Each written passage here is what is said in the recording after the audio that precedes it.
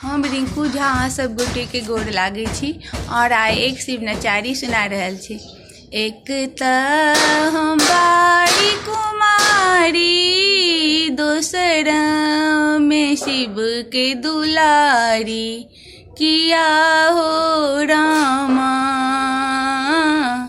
कोने अब गुण शिव मोर त्यागल रे की, किया हो रामा कोने अब गुण शिव मोर त्यागल रे की।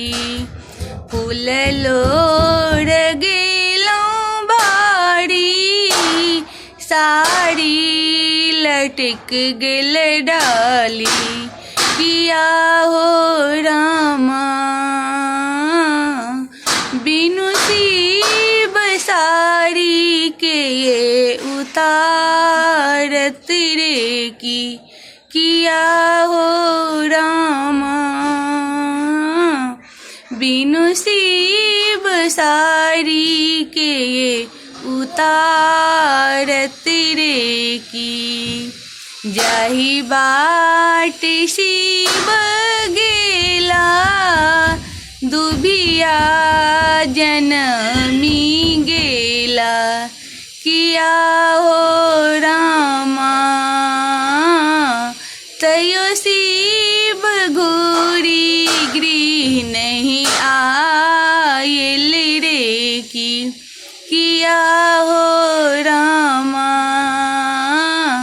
तैयो निघोरी शिव गृह आओल रे की मोरा जन्म दिला, के मोरा कर्म दिला, किया हो रामा के मोरा विधिना लिखल रे की, किया हो रामा के मोरा विधिना लिखल रे की।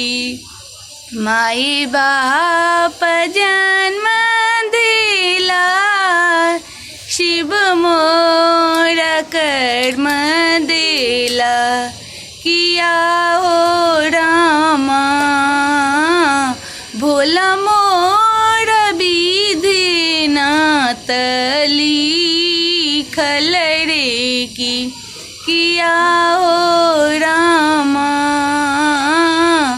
भोला मोरा विधिना लिखल रे की। धन्यवाद।